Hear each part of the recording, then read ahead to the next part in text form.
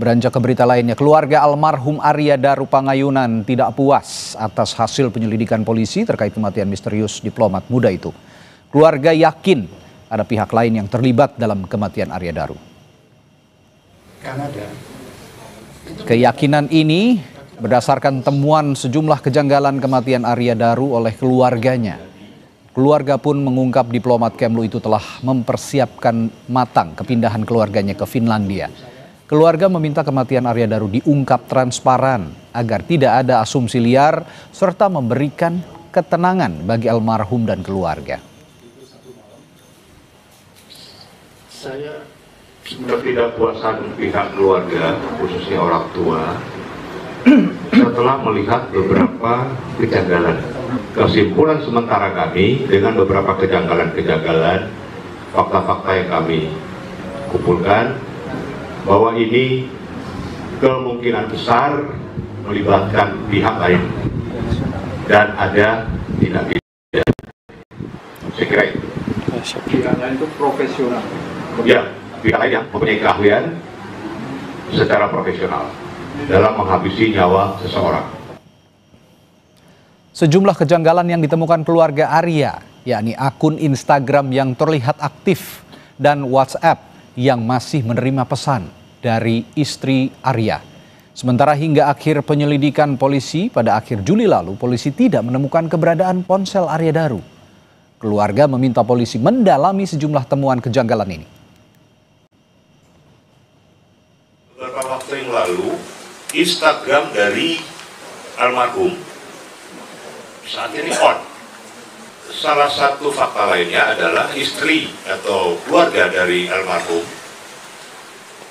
itu mencoba lagi mengirimkan pesan singkat lewat WhatsApp dan itu centang 2. Berarti kan on kalau centang 2. Padahal dikatakan HP-nya hilang.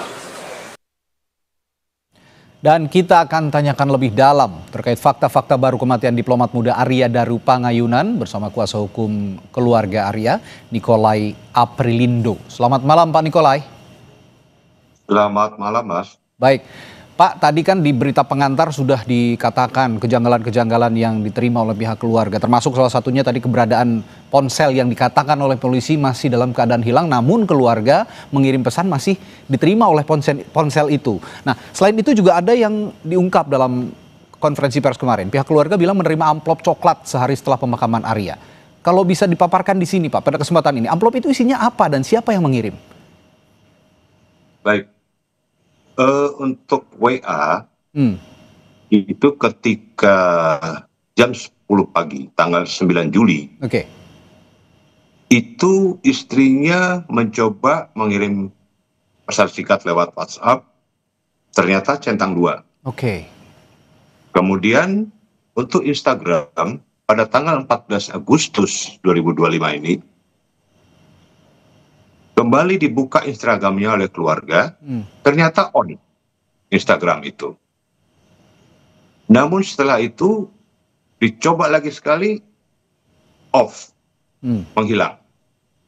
Nah ini menjadi kejanggalan, kejanggalan yang tidak masuk di dalam akal sehat ketika kami mendapatkan informasi dari konvers yang dilakukan oleh Polda bahwa HP-nya hilang. Itu kapan terjadinya Pak Nikolai? Seperti saya sampaikan tadi, untuk WA itu pada tanggal 9 Juli. 9 Juli. Jam 10 pagi. Ya. Kemudian untuk Instagram itu pada tanggal 14 Agustus. Berarti baru kan? Artinya pihak keluarga mengasumsikan ini ada yang mengoperasikan sebenarnya ponselnya Arya Daru ini. Tidak hilang begitu ya? Betul sekali. Dan itu sudah coba dikoordinasikan dengan polisi Pak? Katanya kan kalau memang ponsel itu aktif, itu kan bisa dilacak keberadaannya di mana? Nah itu yang menjadi tanda tanya kami. Justru kami ingin menanyakan lebih lanjut dengan pihak kepolisian dalam hal ini penyelidik. Kenapa disampaikan bahwa HP-nya hilang, ternyata masih bisa beraktif, bisa komunikasi aktif. Artinya bukan komunikasi aktif antara dua pihak ya, tapi masih ada tanda-tanda hidup HP-nya. Apa yang interaksi apa yang keluarga sampaikan pada saat ponsel itu aktif, Pak Nikolai? Jadi mencoba untuk memancing. Oke. Itu loh. Untuk memancing HP dari almarhum ini. Ternyata on. Oke. Ada beberapa aplikasi ataupun merek ponsel yang bisa punya fitur untuk mengetahui keberadaan ponsel lainnya. Nah, apakah itu dimiliki juga oleh ponsel Arya, Pak Nikolai, dan coba dilacak oleh pihak keluarga? Ya, keluarga tidak mau mendahului, kami menyerahkan itu kepada pihak kepolisian. Sehingga yang punya kewenangan untuk mendeteksi, untuk tracking, dan sebagainya kan pihak kepolisian. Kalau kami nanti dipikir kami melakukan hal-hal yang melawan hukum. Biar proses hukum yang melakukan itu ya Pak ya. Nah tadi pertanyaan saya soal amplop itu tadi isinya apa Pak, dan siapa yang mengirim? Ya, jadi sehari setelah kematian almarhum, pada malam hari, pada saat tahlilan pengajian itu, ada seorang pria misterius itu membawa amplop berwarna coklat yang dilem dengan stiker putih, 2 stiker putih. Oke. Kemudian itu diserahkan kepada pembantu rumah tangga atau ART, asisten rumah tangga dari keluarga almarhum. Di Jogja berarti ya Pak ya? Di Jogja. Oke. Dan keluarga almarhum dalam hal ini istrinya membuka amplop tersebut. Mereka agak kaget karena isi amplop itu hanya gabus putih yang berbentuk bintang, kemudian berbentuk hati, love, dan kemudian berbentuk bunga Kamboja. Nah, ini sampai sekarang kami tidak mengerti apa clue yang disampaikan atau simbol itu maksudnya apa. Dan ini sudah diserahkan kepada pihak yang berwajib pada saat itu oleh keluarga. Nah, setelah istrinya membuka, kemudian kaget dan merasa tidak mengerti dengan amplop itu, dengan isi amplop itu, dan dimasukkan kembali, dimasukkan ke dalam plastik dan menyerahkan itu kepada pihak penyelidik.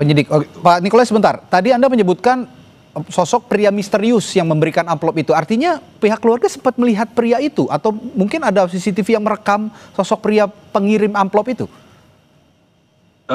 Keluarga tidak mengetahui siapa pria itu, tapi memang pria itu datang ke tempat duka. Sayangnya memang tidak ada CCTV di rumah keluarga itu. Dan itulah fakta-fakta yang selama ini tidak diungkap polisi dan baru diungkap oleh pihak keluarga. Nah, Pak Nikolai, Anda juga sempat menyebutkan ada sosok profesional di balik kematian almarhum Arya Daru. Siapa yang dimaksud sosok profesional ini, Pak Nikolai? Jadi begini, Mas. Kalau kematiannya itu dengan diplastikin dulu wajahnya, kemudian dilakban sedemikian rupa, ya. Itu tidak mungkin almarhum bisa melakukan sendiri. Bagi kami, ini adalah tangan-tangan profesional yang melakukan. Adapun yang dikatakan tidak ada sidik jari dan sebagainya, sekarang kejahatan itu bisa memakai sarung tangan. Sehingga tidak tampak sidik jarinya. Kemudian yang menjadi tanda tanya kami, pada saat penjaga kos diminta untuk membuka pintu, ya kan, pada pagi hari, ternyata penjaga kos membuka dengan kartu yang dia pegang. Berarti kan ada 2 kartu dalam hal ini. Kartu yang pertama kan pasti itu dimiliki oleh almarhum. Nah, untuk kartu itu, untuk menghidupkan kartu itu, biasanya kan ada mesinnya. Yang memiliki mesin itu kan paling tidak kos tempat almarhum tinggal itu. Entah itu ownernya kos atau itu penjaga kos yang memiliki mesin untuk kartu tersebut. Begitu. Baik.